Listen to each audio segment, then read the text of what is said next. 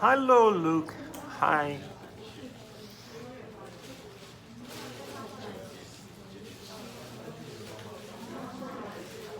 Great, so just for the record, um, because this is for posterity, this is week 4 of our class, Literature Part 2, and this is where we are, Lyrical Ballads, yeah. Whew. Kind of excited about today. We're working with William Wordsworth. I gave you 2 handouts on this.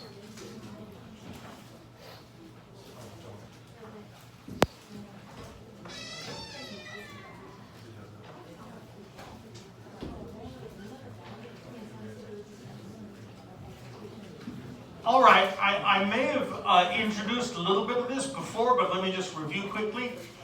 The book we're talking about here, and I always ask this on the midterm exam, Lyrical Ballads, the year it was first published was 1798. So if you want points for that question on your midterm exam, please take note, it was 1798. Okay, Lyrical Ballads was written, it's a collection of poems written by Samuel Taylor Coleridge and William Wordsworth. And they were a member of the group called the Lake Poets who lived in the same area, and they kind of had similar interests.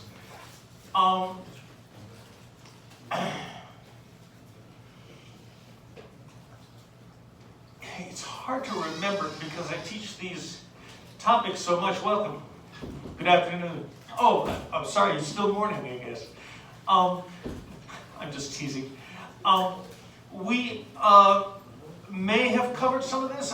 I teach these so often it gets confusing because it's so relevant to my British literature class and relevant to our class here too. So I do this material a lot. But running through this a lot, a little bit, here's a description of what the poetry was like in the 1700s before Lyrical Ballads came out.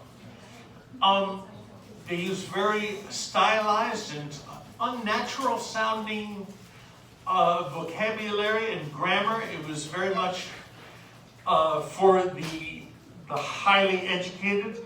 And please remember, at this time, highly educated people were rich boys. No girls, no country people. It was before public education, which brings me to my next point. There was no public education, so it's just, I've already just said that. So only rich people could read the poems at all anyway. So that was pretty classist. The British has had a lot of problems with being very classist. Often these poems from the 1700s were about figures like gods, kings, princesses, magic, fairies, and other, magical beings. These are also things that normal people would never deal with and never encounter because it was fantasy, frankly. So once again, this is stuff that ordinary members of the public would not really feel much connection to. Also, it's related to technology at the time. It was not common for books to be printed in huge quantities because the books are expensive to make. They take forever to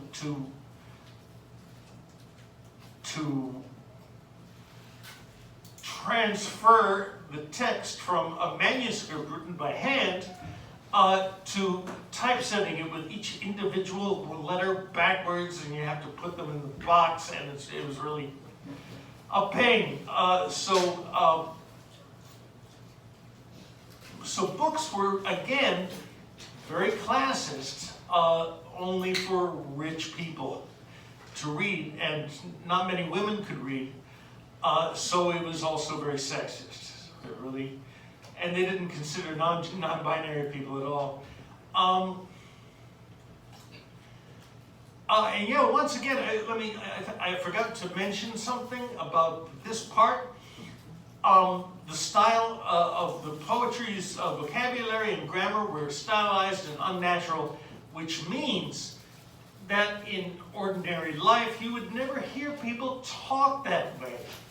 It would all sound weird and probably incomprehensible to people from don't live kind of places, you know, kind of country, kind of half-educated, you know. Nothing personal, but you know, there's just something about a certain university in Toledo which is not interested in teaching. Too bad. Wordsworth, I shouldn't have said that. Erase that, please, Anna, from the thing. Oh, welcome. Actually, that doesn't matter anymore, I guess. Oh, well. So, here we have a combination of cultural changes combined with technological changes. It was a game changer for everyone. But Wordsworth was very enterprising and very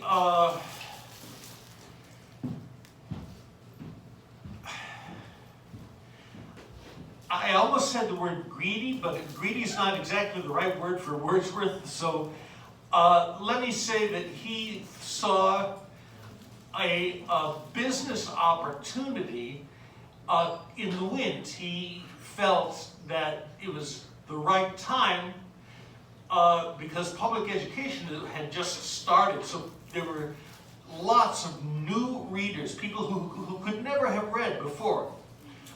Were being taught the alphabet and learning phonics and learning how to read. So he said, you know, we got a new market here. We've got a big new market because there are a lot more people being educated. He further thought, okay, how can I get middle class kind of people to want to buy my books? And so what he decided was he wanted to break, and I'm quoting myself here, to break from the current fad of writing about gods and magical events. He wanted to use the language of real people and write about ordinary people, events, and situations. Sometimes he met somebody and wrote a poem about he used people that he met and made a poem about them, or sometimes even news stories. He would adapt a true life piece of news as the basis for his poem. Because he wanted to take advantage of this new market for poetry, ordinary people. Now, the poor were still poor, and the poor didn't get education, but at least there was like the medium level people were the ones getting the new education. So public education was coming available to many more people than before. Turn page. Also, the technology for book printing was better, so they were able to print more books, and these books are going to be cheaper, which means that it's not too expensive for an ordinary person to afford to buy Wordsworth's books. He was the leader. He was ahead of his time. But people followed him pretty fast. But let's learn about this innovator a little bit.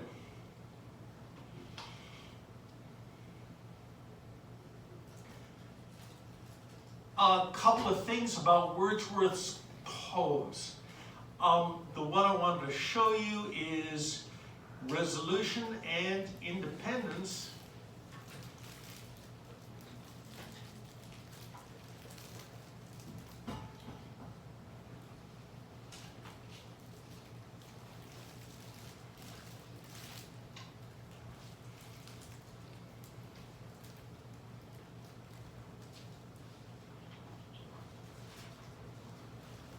I am just reminding myself of what it is.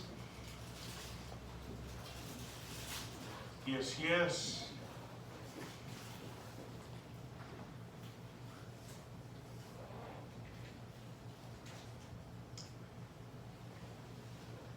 Ah, yes, the leech gatherer. It's not called the leech gatherer, but that's the way I think of it. So here's an example of one of the poems that was featured by Wordsworth in Lyrical Ballads, Resolution and Independence. The title might make you think of some kind of like a superhero or a brave hero or something like that, or a heroine. But that's not the way it works. So I did a little bit of rhyme scheme here just to show you the verse pattern. Each verse is numbered. The very first one is not numbered because it's obviously the first one. We don't need to go into detail about all this poem, but I want to get to the main point, which takes a little while to get there really.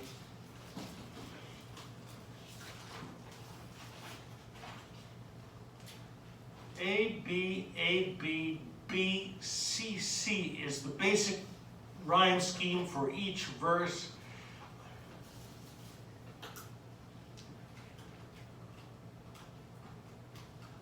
It's actually an iambic pentameter, which is a good coincidence because I'm going to be talking with you later about iambic pentameter, trusting that you remember meter and rhyme schemes and things like that, because we've got a project coming up.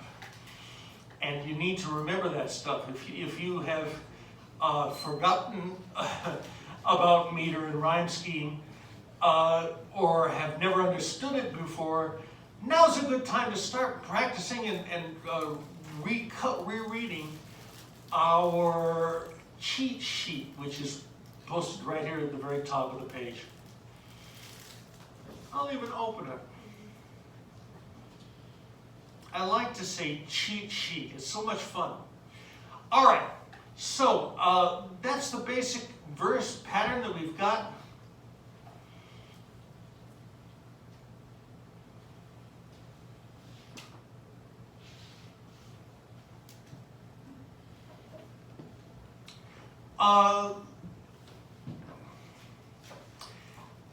And no, it's not the best example, but one point about Wordsworth that you should know is that he was very interested in nature. He deified nature. He made nature into a kind of god for him. Later on in his life, he became much more of a Christian, but at this point, he was a naturist, I guess you might call him. So let's see how he treats nature at the beginning of the poem. Come in, welcome. I'm glad you remembered to come, thank you. Just 28 minutes late. Resolution and Independence, here we go, verse 1. There was a roaring in the wind all night. The rain came heavily and fell in floods. But now the sun is rising calm and bright. The birds are singing in the distant woods. Over his sweet voice the stock-dove broods. The jay makes answer as the magpie chatters. All the air is filled with pleasant noise of waters. As you can see by the rhyme scheme, and hopefully your ears have told you this anyway, there is a bit of half rhyme going on in verse 1. We rhyme floods, half rhyme with woods, and another half rhyme with broods, 3 different vowel sounds. Also, chatters and waters are half rhymes. But otherwise, the basic rhyme scheme, A, B, A, B, B, C, C. Iambic pentameter. That's our verse form. Okay. So he's continuing to describe nature as the way of setting the scene for the rest of the poem.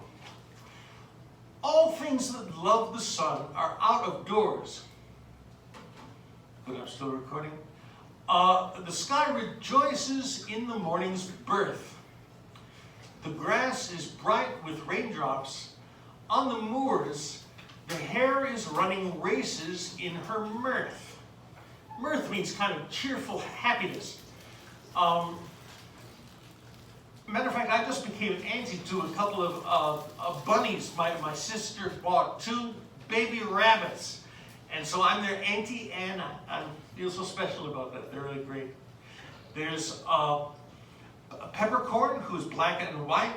And we have Blue, who is kind of white and gray. Cute kids, really cute. Just met them on the weekend. Anyway, mirth means cheerful happiness here. I'll continue. I'll start with this one. The hare is running races. Oh, in case you don't know the word hare, it's another word for a rabbit. There may be some biological small difference, but they're basically rabbits. Okay. The hare is running races in her mirth, and with her feet she from the plashy earth, plashy means kind of splashy, raises a mist that glittering in the sun runs with her all the way wherever she doth run.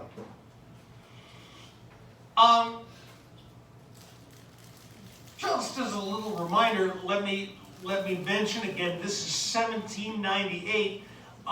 He was writing in a kind of way which would be comfortable for ordinary people to read and speak out. But it's people from 1798. It's not people from 2020. So you may feel it doesn't seem like very obvious grammar or vocabulary words, but that's because you're not born in that time period. To a reader of the 1790s, it would be considered easy reading. Okay.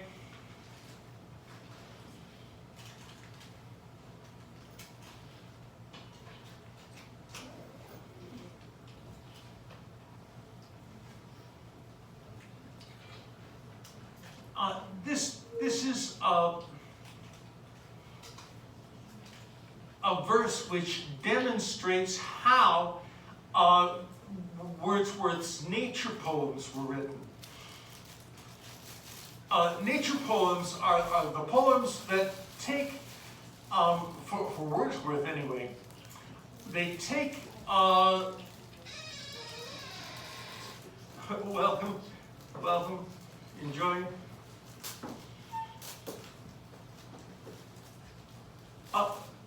No, I think I made that joke last semester, so never mind. Nature poems for Wordsworth start with inspiration from nature. It could be a waterfall or a river. It could be flowers or, nature stuff. But these natural things are the jumping off place. That's where he gets his inspiration.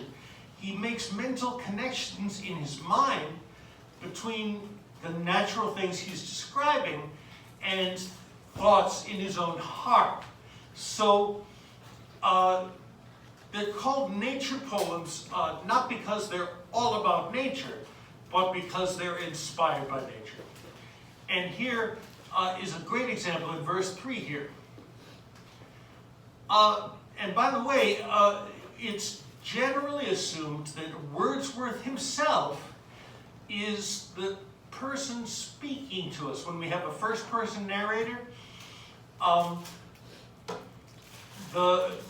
when it says I, it means Wordsworth himself, usually.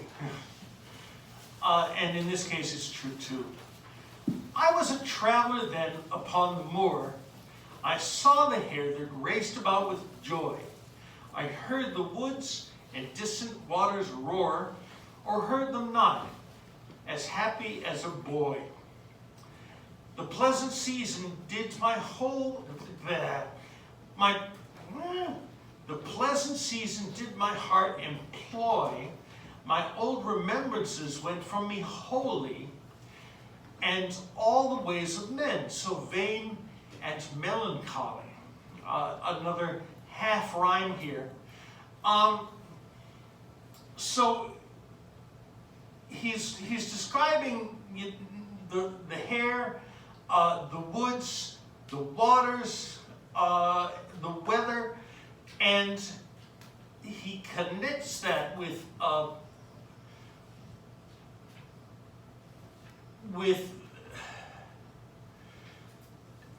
other times when he was not feeling good.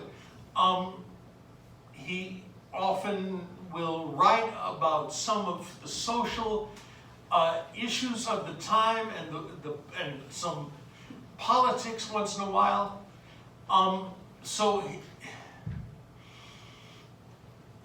These three lines here show us that he's using nature as an escape to avoid thinking of the things that worry him, the ways that people are vain and melancholy, and he wipes those away to replace them with natural things.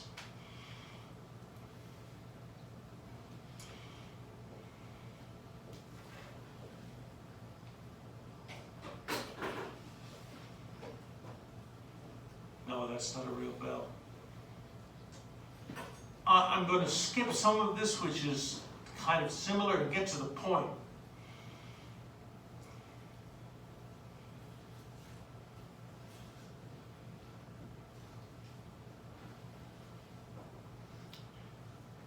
He makes mention in verse 7 here of Chatterton, calling him the marvelous boy. Chatterton was a poet, kind of child prodigy poet.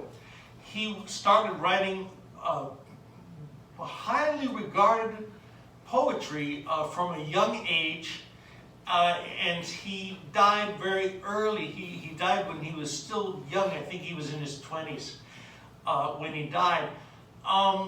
So when it mentions Chatterton here, that's whom he's talking about.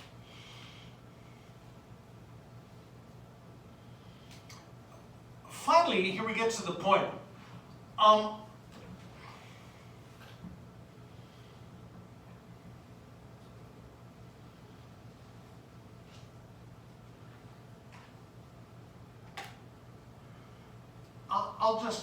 I'll just jump directly to the relevant part here at the end of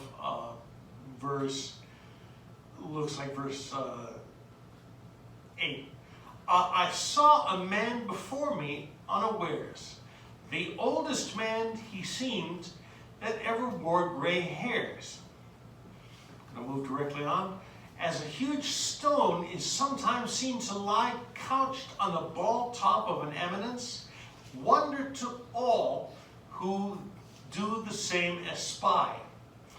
By what means it could thither come, and whence, so that it seems a thing endued with sense, like a sea beast crawled forth, that on a shelf or of rock or sand reposes, there sun itself.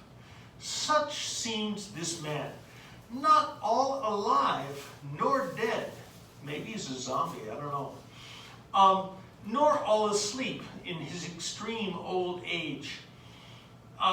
And I'm sure you realize that the expected lifespan for people in 2022, if they don't get freaking COVID or something like that, the lifespan now is a lot longer than a regular life expectation when you, if you were around in 1798. This man is described as being very old, but that might not seem as old to us as it did to Wordsworth, because Wordsworth was, before modern medicine. So I can't tell you how old this character was, but he may not have been even, 70, which at the time was considered a pretty good life.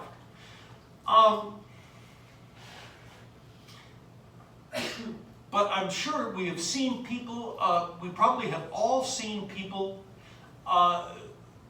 with a body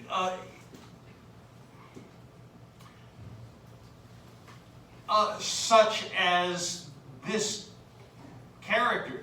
It says his body was bent double, feet and head coming together in life's pilgrimage. I've seen a lot of people sometimes collecting trash and garbage, recycling, whose bodies are kind of permanently bent into almost like a eternal bow.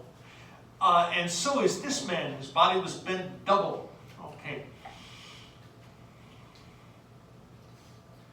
Anyway, I'll back up slightly and continue. His body was bent double, feet and head coming together in life's pilgrimage, as if some dire constraint or of pain or rage of sickness felt by him in times long past, a more than human weight upon his frame had cast.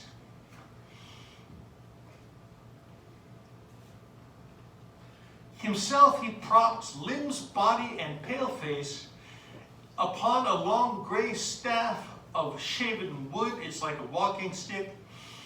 And still, as I drew near with gentle pace, upon the margin of that Moorish flood, motionless as a cloud, the old man stood, that heareth not the loud winds when they call, and moveth altogether, if it move at all. So the story so far. Wordsworth is walking around enjoying nature, and he sees this old guy bent in half, hardly moving.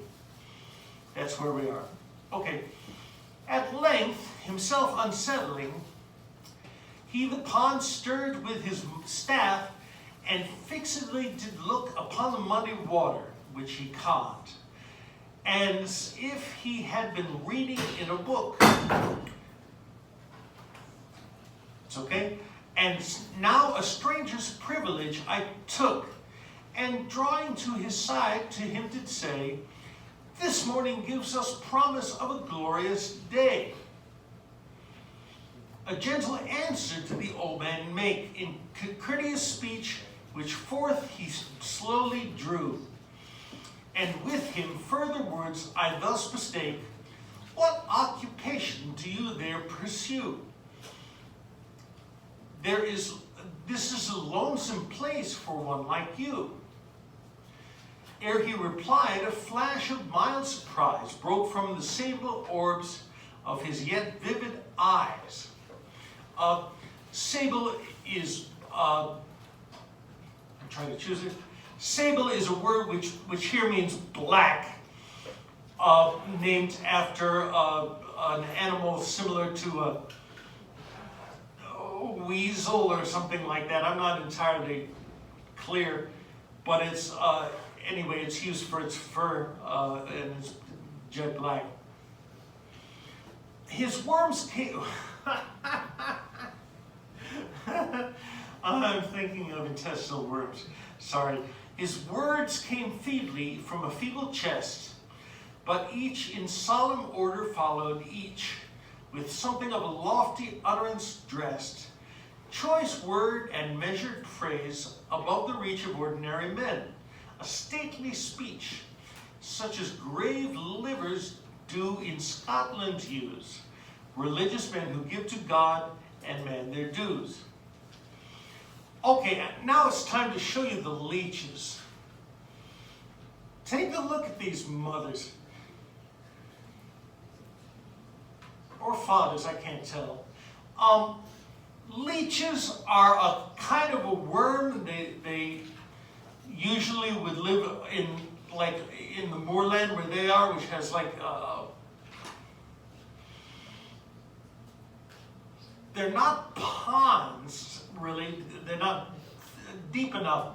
But they're like little bodies of water, shallow ones, and they suck on animals' blood. In fact, doctors used to believe that leeches could cure diseases. How? Well, they believed that the leech put onto the skin of the dying person. They believed that the leeches would suck out poisons or humors from the person's blood, and that would cure their sickness. Now, of course, we know this is ridiculous now, but actually one common word for doctors is a leech, in remembrance of that old practice. Okay. He told that to these waters he had come to gather leeches, being old and poor, employment hazardous and wearisome, and he had many hardships to endure. From pond to pond he roamed, from moor to moor, housing with God's good help, by choice or chance, and in this way he gained an honest maintenance. So what the leech gatherer would do is he would go and collect a bunch of leeches and sell these to doctors, and that would provide him with enough money to live. So it's a career for him.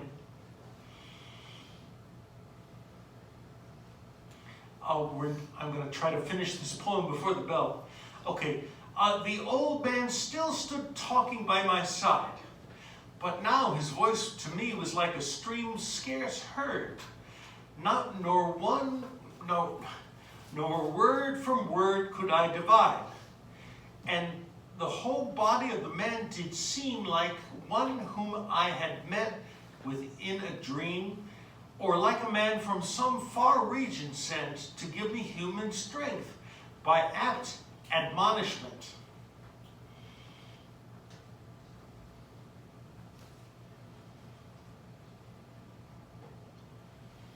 So he meets this man who is a common person, not a rich person or a king or a god or a queen or something like that. An ordinary poor person in the country. This is the kind of audience that Wordsworth hoped to reach. So that's why he's focusing on this old bent man. And he seems to regard the man as a kind of heaven-sent encourager to encourage Wordsworth not to be melancholy and depressed, but instead to realize that, there are people with worse problems than me. Okay, gotta hurry. My former thoughts returned, the fear that kills and hope that is unwilling to be fed, cold, pain, and labor, and all fleshly ills, and mighty poets in their misery dead. Perplexed and longing to be comforted, my question eagerly did I renew. How is it that you live, and what is it you do? He with a smile did then his words repeat, and said that gathering leeches far and wide he traveled, stirring thus about his feet the waters of the pools where they abide. Once I could meet with them on every side, but they have dwindled long by slow decay. Yet I persevere and find them where I may. While he was talking thus, the lonely place, the old man's shape and speech all troubled me. In my mind's eye, I seemed to see him pace about the weary moors continuously, imagination here, wandering about alone and silently. While I these thoughts within myself pursued, he, having made a pause, the same discourse renewed, and reaching the end just before the bell, and soon with this he other matter blended, cheerfully uttered with demeanor kind, but stately in the main.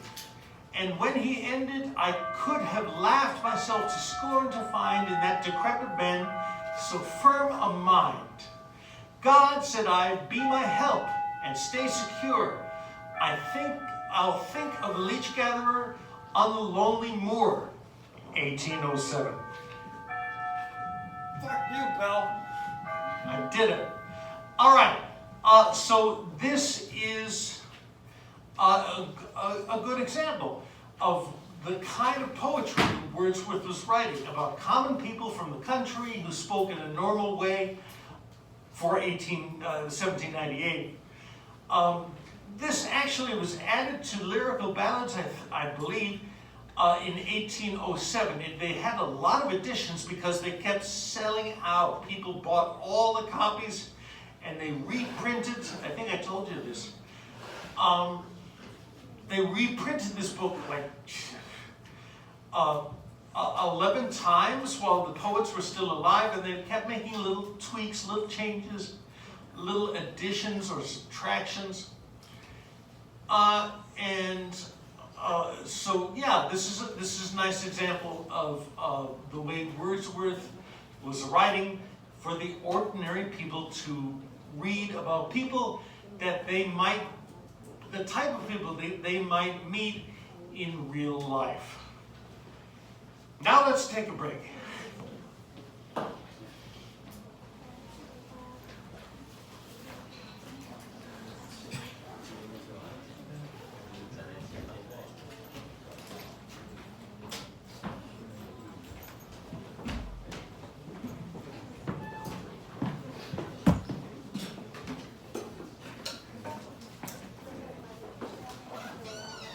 All right. 15. Aurelia? She got it. Got it. 68. 58. Some choices. Thanks, Ruby. Gotcha. Hi. 55. I was there. 10. Gotcha. You're welcome.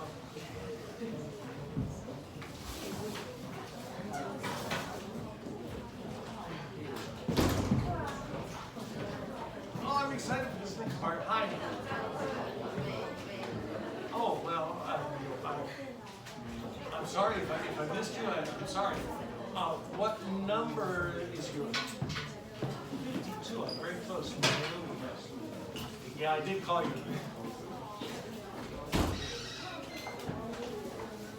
Hi. 33. You look much younger. Yes, there you are. Gotcha. Thank you. 46, almost there. Brilliant. Great, I'm glad you're here. Thank you.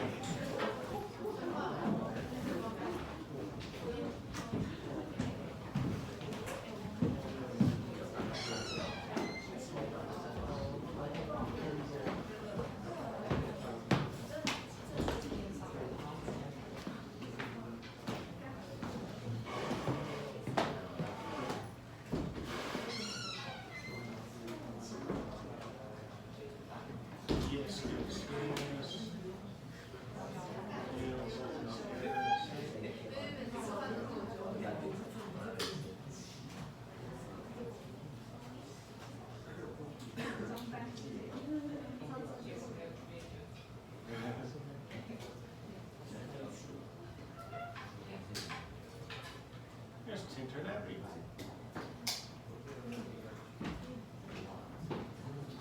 I'm going to do this one, which we did.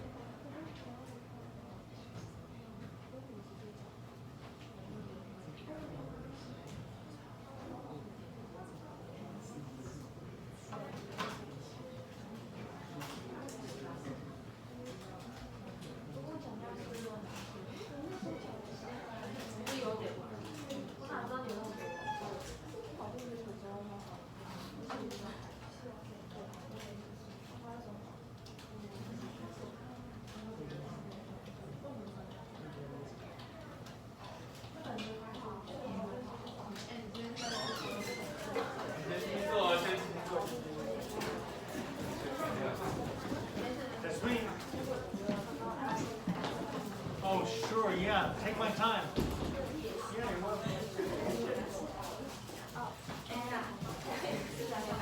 Yes, I am. Okay, just have a second. Why is it?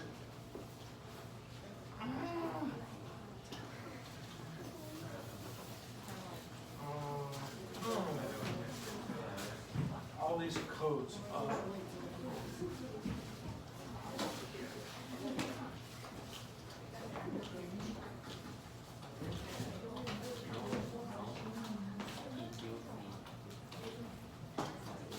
Number 6, you said?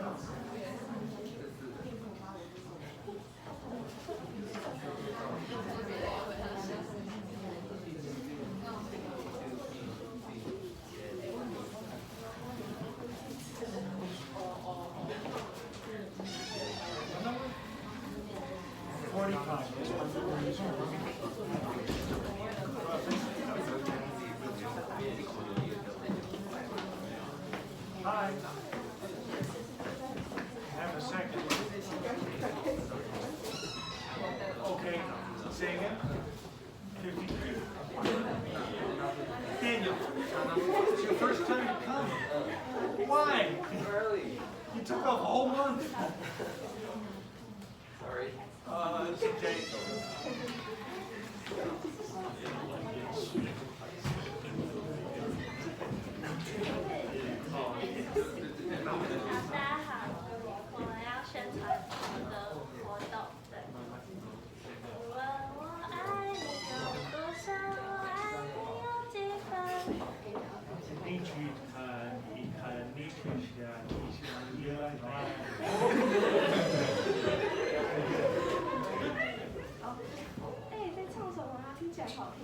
这是我跟我爱人的定情曲，叫《月亮代表我的心》。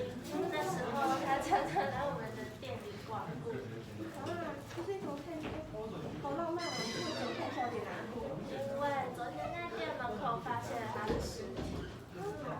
太可怕了吧！有找到凶手吗？还没有，我们本来还约好要一起回日本的。不要难过，一定会找到凶手的。不过这间酒店真的很有日式酒店的氛围呢。你是要好看还是要？想要跟我们一起参加，想要跟我们一起体验日式酒店的氛围吗？想要我一起体验暧昧的滋味吗？那就一起来参加我们的因为系其中佳句，华灯初上。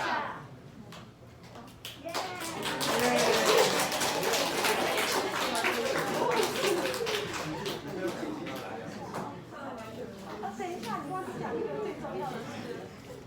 你是说那个报名表演的事情？对了，你也觉得自己多才多艺吗？那就快点填我们的线上表单报名表演吧，期限到3月21号。我们的活动日期为3月25号星期五，晚上6点进场，6点半开始。地点在 Mafia。有缴系会费者190元，未缴者240元，接堂保证金50元。因为系其中佳句，华灯初上，等你来参加。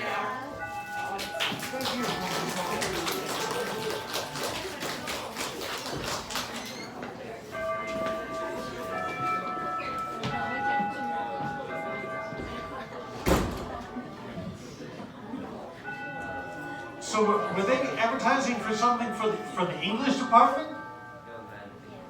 Why were they using Chinese for that? That seems like a gross crossing of the line. The bell is over and we're back for hour number 2. So this is, again, more from Lyrical Ballads. I'm excited to bring these to you because they're some of my favorites.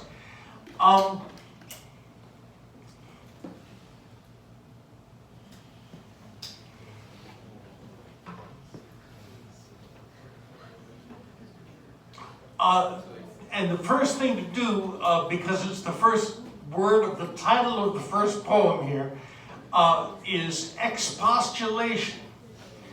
It's a verb which means to reason earnestly with a person for purpose of dissuasion or remonstrance. Remonstrance, I never spoke that word out before. So the poem is, the first poem here, actually there's a pair of poems in a row, both dealing with the same characters and the same topic. The first one is expostulation and reply. Please note the quotation marks that are used,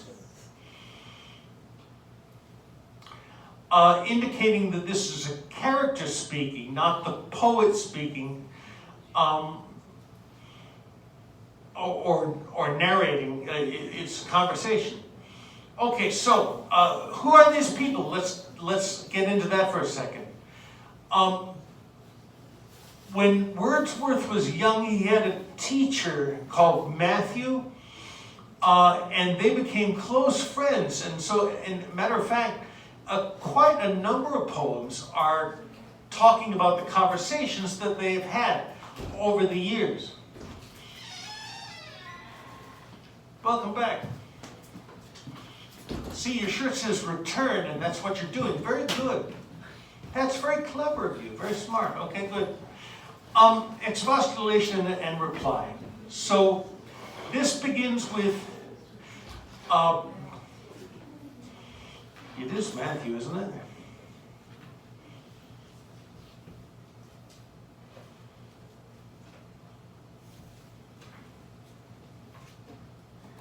I'm pretty sure the name is Matthew. So Matthew, the older man, the Wordsworth's teacher, when they were both younger, are having a conversation. This pair of poems is intended to do a bit of comparison between different ways to learn. Matthew believed that study and learning needs to come from books, and specifically by the classics that were written by people who are now long dead. So he talks to Wordsworth saying, "Why, William, on that old gray stone, thus for the length of half a day, why, William, sit you thus alone and dream your time away?" Matthew continues, "Where are your books that light bequeathed to beings else forlorn and blind? Up, up, and drink the Spirit breathed from dead men to their kind." Now let's look at this verse here. How does he characterize books? He calls them that light bequeathed to beings else forlorn and blind. He sees books as a form of illumination, as a way of lighting up a life and a mind that without the books would be dark and meaningless without the books.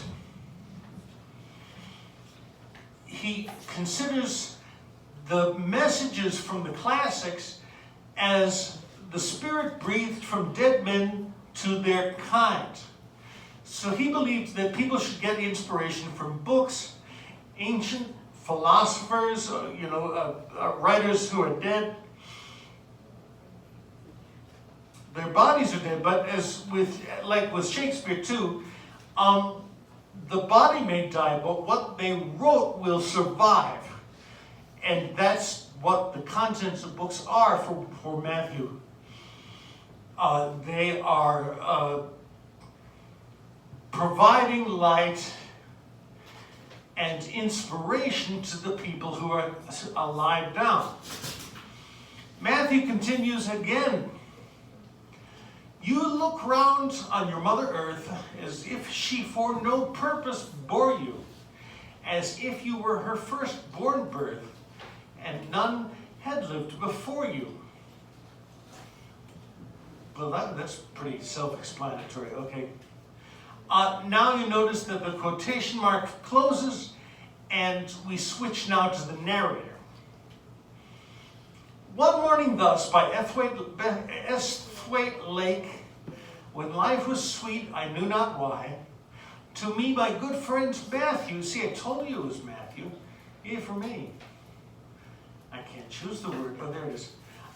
"Spake, and thus I made reply." So the rest of this poem is spoken as dialogue to Matthew. Listen to this argument, the way that he views nature. Wordsworth says to Matthew, "The eye, it cannot choose but see. We cannot bid the ear be still. Our bodies feel, where'er they be, against or with our will." So in other words, our senses of sight, hearing, touch, and the other senses too, would constantly be around for us, would be working. We can't shut those off. He continues, "Nor less I deem that there are powers which of themselves our minds impress, that we can feed this mind of ours in a wise passiveness. Think you mid all this mighty sum of things forever speaking, that nothing of itself will come, but we must still be seeking." So he's saying, okay, so we're here, our ears are always working, our eyes are always working, our other senses are always working, and so there are things in nature which will come to us because our senses are always working. We can go outside and sit on a rock, like I'm doing now, he says, bless you, and nature's information, nature's inspiration will come to us without us even trying. We can try, but even if we don't try, the information is still getting to us. So that's what he's saying. the information will come to us whether or not we're actively trying to get it. So why not just sit here on this stone, collecting information, collecting senses, sensory input, and what is it you think, Matthew, that you have to read a book to learn anything? You can learn a lot from nature. So he concludes this poem. He says, "Then ask not wherefore," which wherefore means why. "Then ask not wherefore, here alone, conversing as I may, I sit upon this old gray stone and dream my time away." So Wordsworth's approach, and it's kind of ironic when you think about it historically, but Wordsworth's approach is to learn and be inspired by nature instead of reading the old classics, which I'll remind you they're only really accessible to people who have not just education, but really good education to be able to read those old books. You need to be highly educated to read that stuff, because it's so different from the way people would speak nowadays. Nowadays meaning 1798.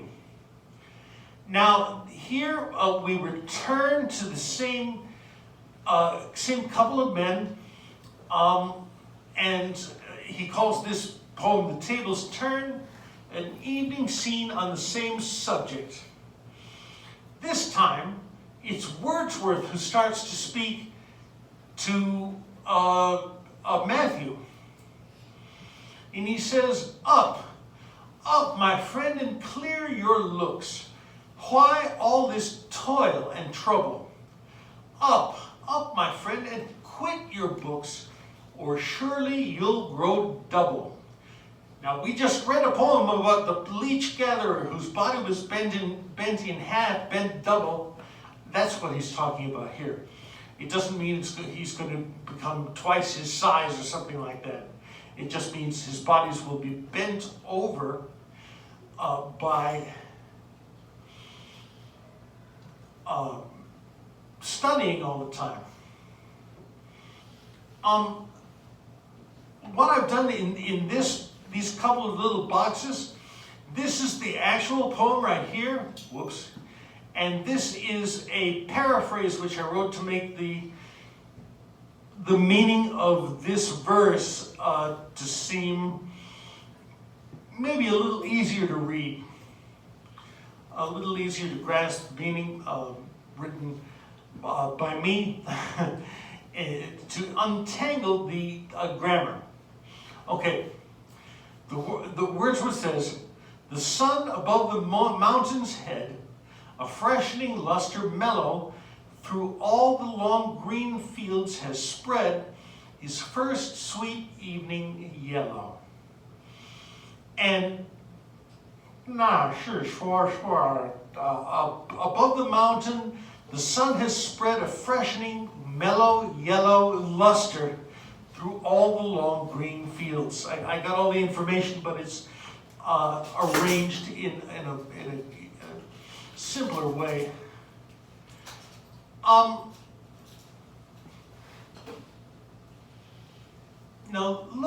look what he says about books. He says, "Books, 'tis dull and endless strife. Come, hear the woodland linnet, how sweet his music. On my life, there's more of wisdom in it." This is a linnet bird that he was referring to. But look at he calls books dull and endless strife. And remember that Wordsworth's great ambition was to be a bestseller. He wanted to write books that people would buy and read, especially buy. And And here he's making the argument that you can learn more from nature than you can from books. Messes with your mind. Anyhow, he goes on. And hark, meaning listen, how blithe the throstle sings. Here's a throstle. There we go. How blithe the throstle sings, and he is no mean preacher. Come forth into the light of things. Let nature be your teacher. There he says it right out. Let nature be your teacher. And notice how he uses personification here to represent nature as a mother figure, using female pronouns to talk about nature. It says, nature, she has a world of ready wealth, our minds and hearts to bless. Spontaneous wisdom breathed by health, truth breathed by cheerfulness. One impulse from a vernal wood may teach you more of man, of moral evil, and of good than all the sages can. Now these sages are these old writers that he was that Matthew was talking about before. Wordsworth continues, sweet is the lore which nature brings.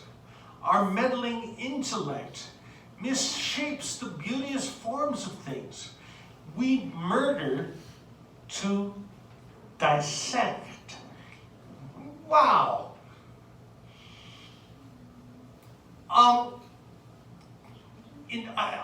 I don't know in Taiwanese high schools whether you do this or not, but in American high schools you would usually, almost always in high school, they would give you a dead frog and you pin it to wax in a little box. And you have your sharp knife and you slice it open and you find its lungs and you find its stomach and all that shit. And so he's saying we murder to dissect.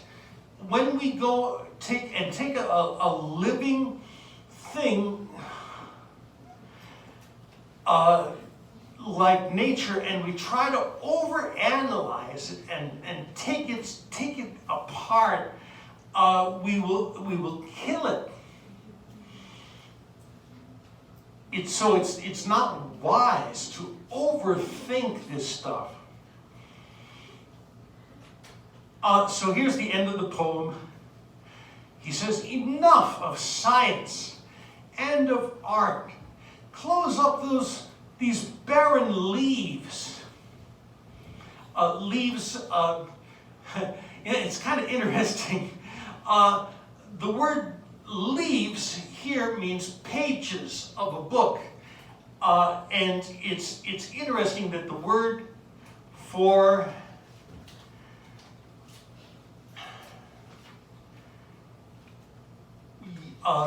in China, the words in Chinese for leaves and pages, they're both ye, which is interesting, isn't it? The leaf of a book, a page, and leaves like in da ye da xue. So we've got these. This is certainly just a coincidence. It's not a Chinese pun or something, but it's interesting. So he says, enough of science and of leaves and of art.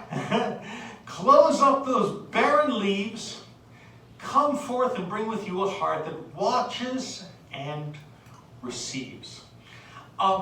Barren means unable to reproduce. So these pages of these classic books that Matthew praises will bring us no new life. So he's really strong in emphasizing how nature will provide the wisdom that we need. Not old, incomprehensible literature from dead philosophers and stuff. Okay.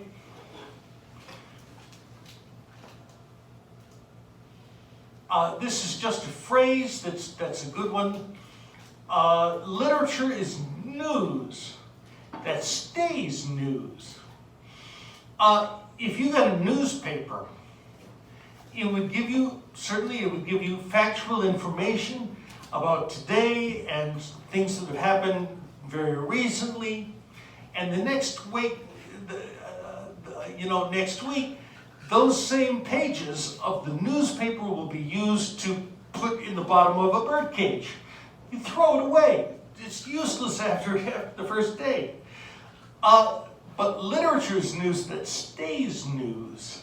It will survive. You don't just read a book of poetry and then just toss it in the trash. Okay. I see it's 9:30. Let's keep moving. The next poem is We Are Seven. And I need to tell you a little bit about this.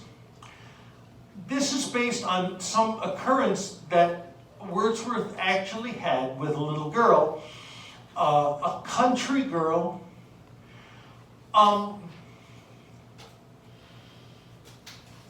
Wordsworth wrote the poem, but he wrote the first verse as a half line. And Coleridge says, it starts kind of weird. Why don't you add a few words to make it seem more regular? And so these words in blue were added by Coleridge, but Wordsworth didn't like it and he removed them later on. So I'm just going to read what Wordsworth actually wrote and skip the Coleridge's ill-advised recommendation. We are seven. A simple child that lightly draws its breath and feels feels his life in every limb. What should it know of death? So he's saying, why do children need to understand death? And he gets right into the story.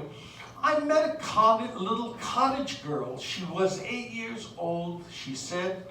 Her hair was thick with many a curl that clustered round her head. She had a rustic woodland air, and she was wildly clad. Her eyes were fair and very fair. Her beauty made me glad. So Wordsworth talks to the little girl and says, sisters and brothers, little maid, how many may you be? And the little girl responds, how many? 7 in all, she said, and wondering, looked at me. And where are they? I pray you tell, says Wordsworth. She answered, 7 are we, and 2, let's do the math. 2 of us at Conway dwell, and 2 have gone to sea. 2 of us in the churchyard lie, my sister and my brother, and in the churchyard cottage I dwell near them with my mother. As you see, 7 people she lists, but something's funny here.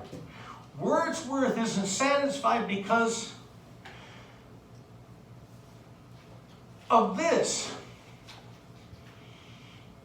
Wordsworth immediately picks up on the fact that 2 of these kids are dead, and that's why they're lying in the churchyard, because they're buried. And Wordsworth is not satisfied. He's an adult. He's used to thinking of things as an adult. And so he persistently tries to change the little girl's mind, but he's unsuccessful. So I'll just go through the rest of the poem. I've given you the main idea already. You say that 2 at Conway dwell, and 2 are gone to sea. Yet you are 7.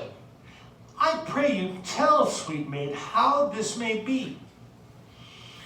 Then did the little maid reply, 7 boys and girls are we. 2 of us in the churchyard lie, beneath the churchyard tree. So Wordsworth tries again to make a distinction between living and dead, and how you don't count dead people as part of your family anymore, according to Wordsworth's personal philosophy. He says, you run about, my little maid, your limbs, meaning limbs means arms and legs, your limbs, they are alive. If 2 are in the churchyard laid, then ye are only 5. But the little girl won't give up. Their graves are green, they may be seen, the little maid replied. 12 steps or more from my mother's door, and they are side by side. My stockings there I often knit, my kerchief there I hem. I've got a link for hem.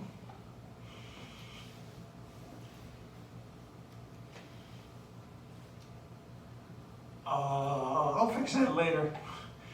And there upon the ground I sit and sing to them. And often after sunset, sir, when it is light and fair, I take my little porringer and eat my supper there.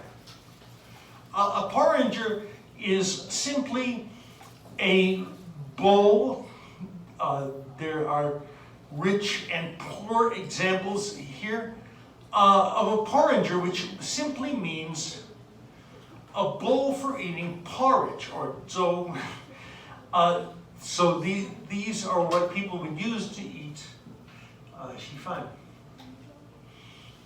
And now she goes into details about the 2 who are dead, because it's clear to us now that even though the 2, the brother and the sister are dead, they're still an active part of the little girl's life. She talks to them, she sings to them, she spends time with them, even though they're not alive. She says, the first that died was little Jane. In bed she moaning lay, till God released her of her pain, and then she went away. So in the churchyard she was laid, and all the summer dry, together round her grave we played, my brother John and I. And when the ground was white with snow, and I could run and slide, my brother John was forced to go, and he lies by her side. Wordsworth tries again. How many are you then, said I, if they 2 are in heaven? The little maiden did reply, oh, master, we are 7. And by this point, Wordsworth is getting more and more upset and says, but they are dead. Those 2 are dead. Their spirits are in heaven. 'Twas throwing words away, for still the little maid would have her will, and said, nay, we are 7. And so Wordsworth tells this story. Apparently it's a true story. Wordsworth may not have been able to keep his temper during the actual conversation, but he returned to that moment of strong emotion later on when he was calm, and decided that the little girl, although she thinks differently than most people about the dead, still has her point. She still keeps her brother and sister who died in her life as a part of the family, And therefore she does count those two among her brothers and sisters. And so he wrote it into this poem to give us an opportunity to try on the philosophy of this little 8-year-old girl for size and see what we think. Good poem, I like that. Now, at one point in his life, Wordsworth was in love with a girl called Lucy.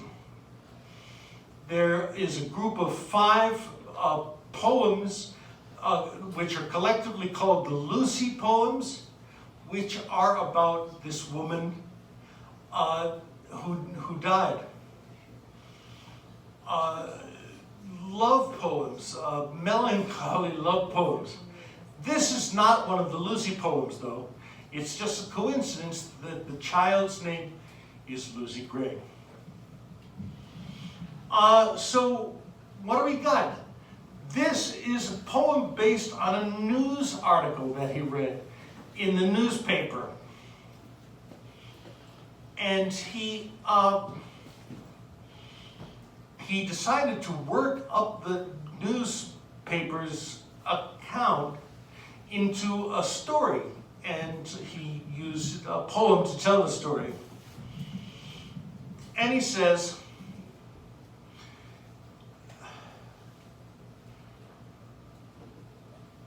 this first verse was added later, but I'll just start with it anyway. He says, "Oft had I heard of Lucy Gray, and when I crossed the wild, I chanced to see at break of day the solitary child."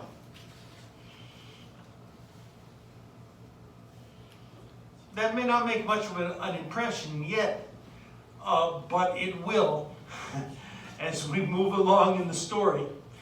No mate, no comrade Lucy knew. She dwelt on a wild moor, the sweetest thing that ever grew beside a human door. You yet may spy the fawn at play, the hare upon the green, but the sweet face of Lucy Gray will never more be seen. I wonder why. Now we jump to a flashback telling the story from the newspaper, recreating it in verse. The father is speaking to Lucy Gray. Lucy Gray's dad says, "Tonight will be a stormy night. You to the town must go and take a lantern child to light your mother through the snow." And the little girl says, "That, father, will I gladly do. 'Tis scarcely afternoon. The minster clock has just struck 2, and yonder is the moon." So the father has a mission for the little girl to go to her mom who's in town and bring a lantern along because there's a storm coming, a snowstorm coming, and Lucy is supposed to bring a lantern so that Lucy and her mom can get home safely. Simple enough. At this, the father raised his hook and snapped a faggot band. He plied his work, and Lucy took the lantern in her hand. The actual meaning of a faggot is a bundle of sticks used by farmers for some reason. Just by the way.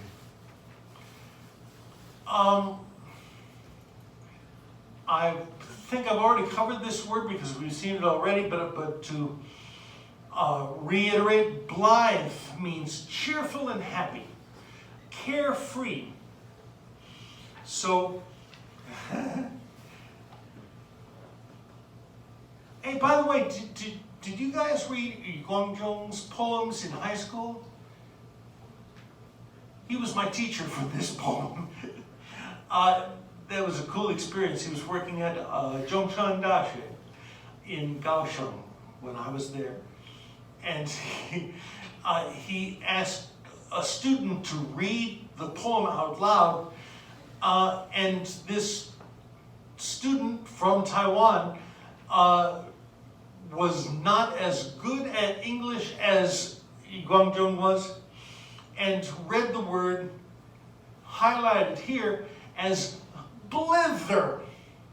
And he was very old, and he had this very gentle English style accent.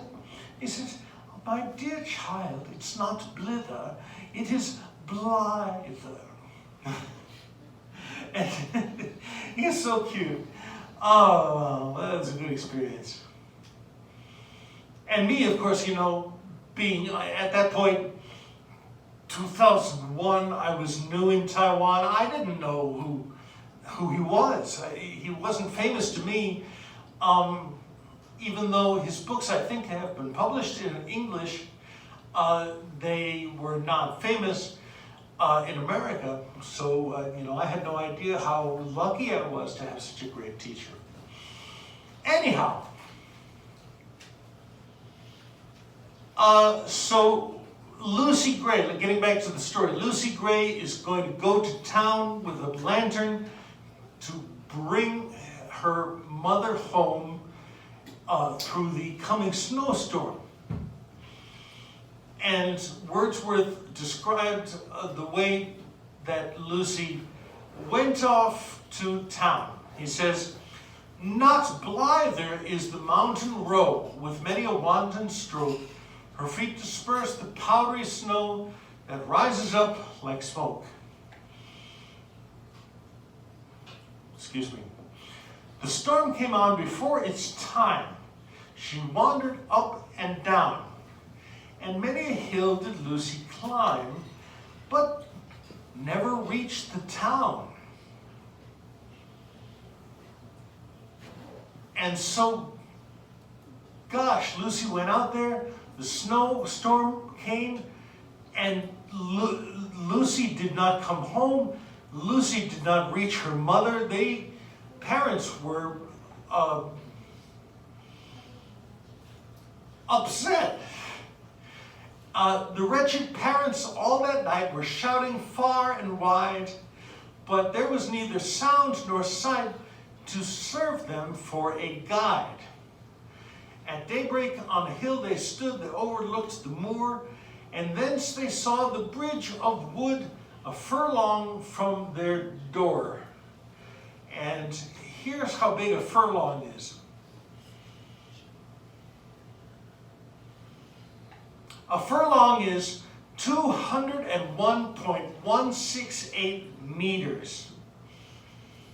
So about a fifth of a kilometer, not very far.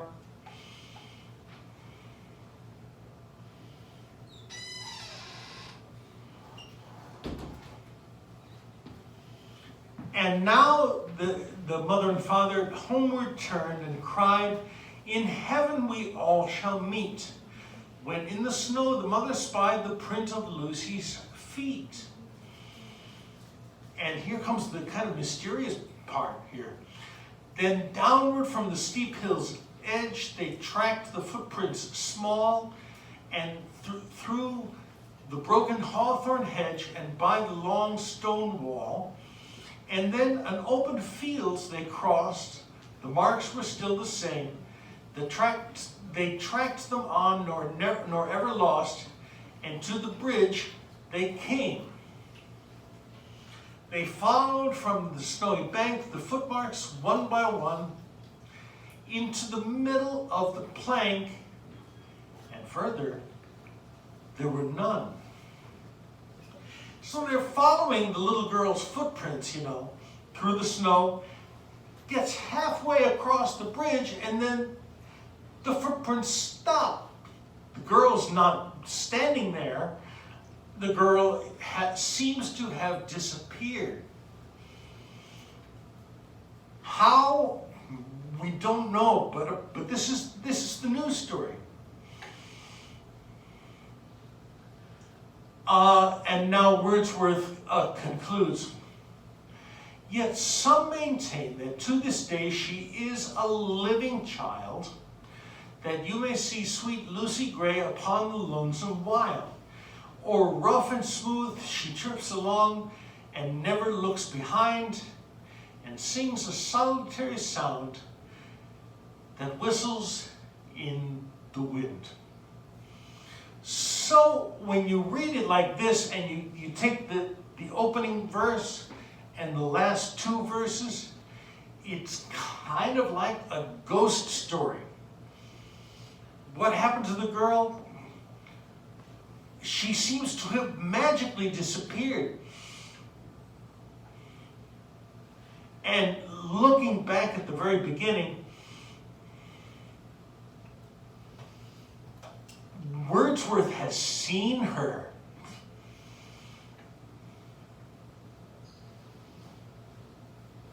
Wow. I'm sure the newspaper did not suggest that Lucy Gray is a ghost, but it's a true-to-life story about a real child who got lost in the snow. I suppose they may have found her eventually, but you know, whatever. It's not too important. I've told you the idea of Wordsworth's nature poems, so I'm not going to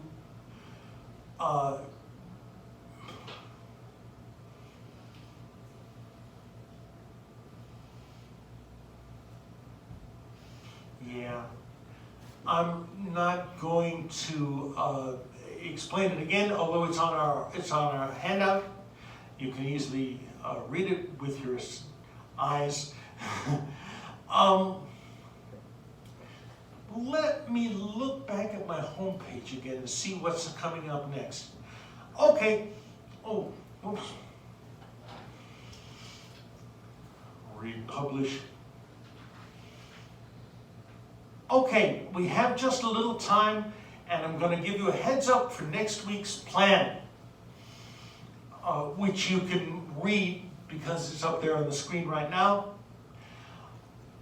I want to do an experiment.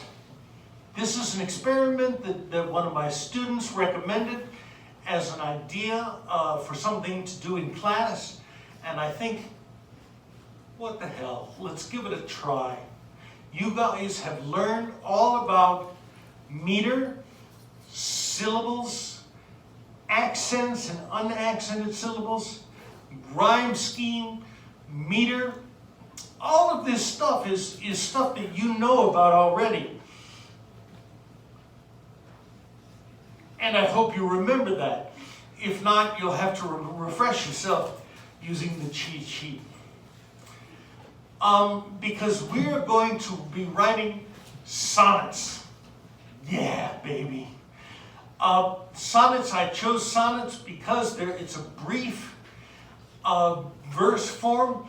It's simple, it follows the rules, you know, very strictly. There are certain requirements for how long each line is. A rhyme scheme is set. The meter is set. It's very much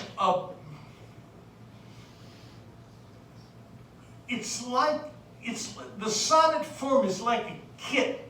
If you put the pieces together in the right order, you'll have a sonnet. So next week, we're going to be working some on how to write poems using what you have learned already about meter and rhyme schemes. We'll use the sonnet form, which we've learned about already, and which is a short form poem of only 14 lines. I will be giving you homework to write the first draft of your sonnets.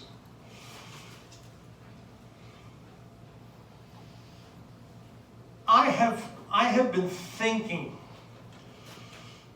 about whether to make this, you know, individual sonnets, or if you're going to work in groups. And on one hand, I like the idea of working solo because it lets me get an idea of how each individual student is learning this stuff and being able to apply it. This is the Department of Applied Foreign Languages, so this is a way to apply your knowledge to actually composing poems. But the drawback is, there are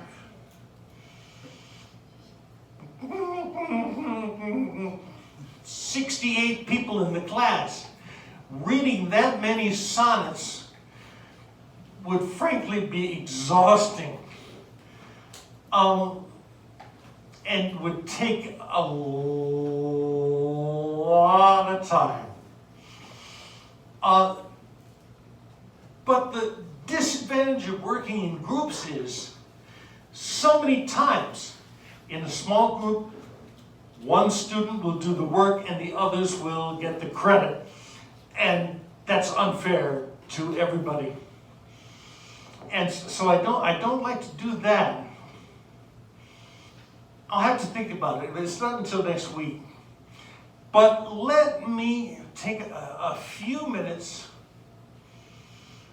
to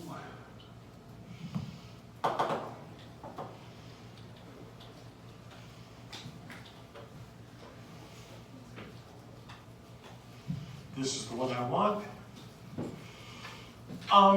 To quickly review sonnets with you so that your mind is kind of chewing on it over the weekend. I know it's just Tuesday, but the week goes so fast for me, it's going to seem like just a couple of days.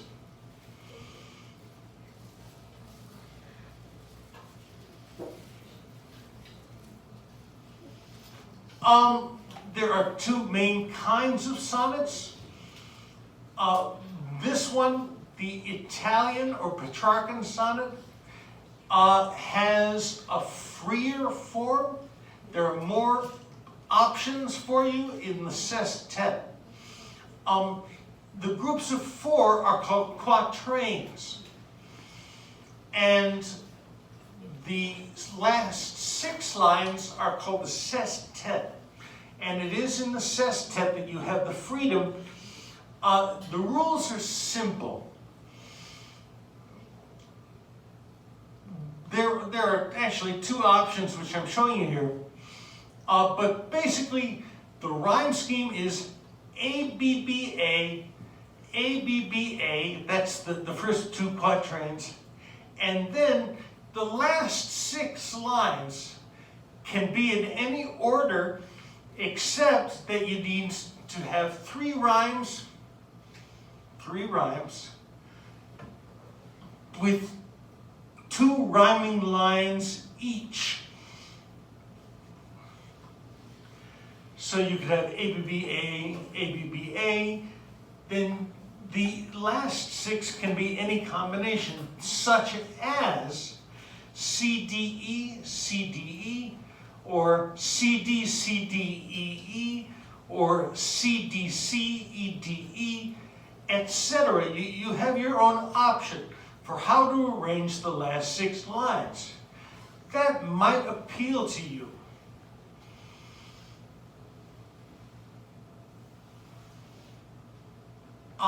It also is possible in letter A here. You could instead, for the quatrains, the 2 quatrains could be with 2 sets of rhymes. It could be A, B, B, A, and then C, D, D, C, if you prefer. So you got a lot of options with Italian sonnets. With Shakespearean sonnets, there are no variations. It's always A, B, A, B, C, D, C, D, E, F, E, F, G, G. I like to write Shakespearean sonnets more because it has a firmer structure that just feels really comfortable to write. I can write a sonnet in just a few minutes. although I try to spend more time than that, they come very naturally to me. The rhyme scheme is this. There are 14 lines totally of iambic pentameter.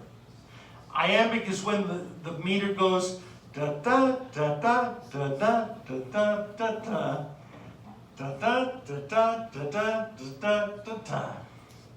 That's iambic. Weak syllable followed by a strong syllable, and that pattern repeats itself 5 times per line. So it's a simple form, and it's long, supported by long tradition that people still write sonnets now. Yeah, read up on sonnets if you've forgotten, or if you're unsure of anything related to these sonnets. Please think about it during the week and be prepared to ask any questions that you might have next week. Okay, that's all for today. I'll see you all next time. Thank you.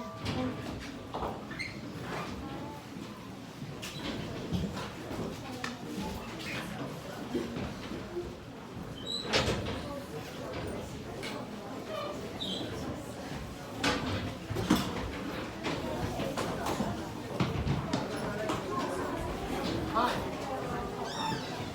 I'm sorry. Oh, let's catch you right now.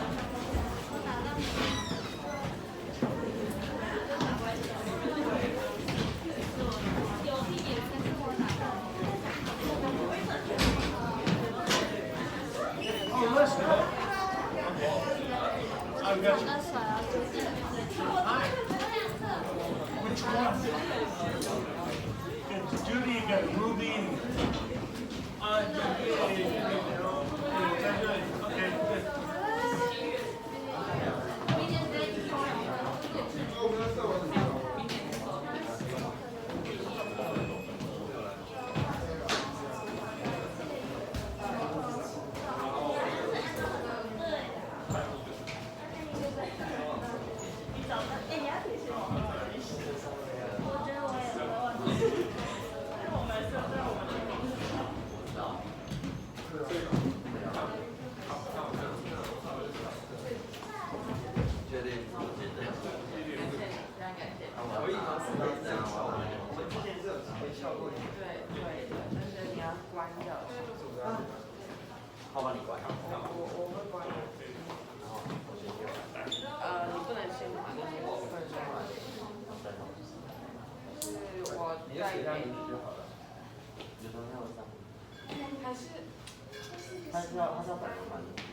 因为你的那个身份压在那边，对啊，还是我不是啊？你要拿钥匙去付的，他们帮我去还，然后我再还那个身份证。这就是我的意思。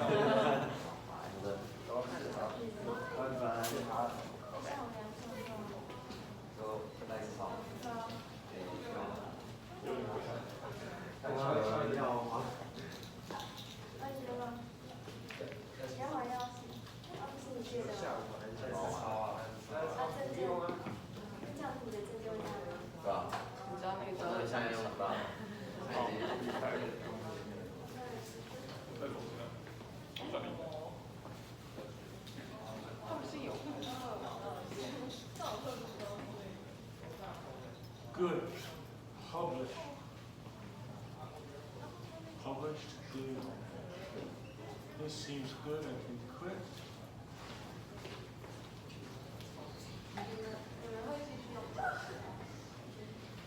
Is there another class coming in now?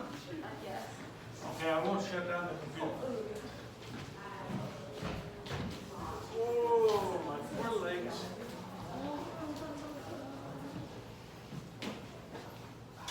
Okay, thank you, Luke. See you next week.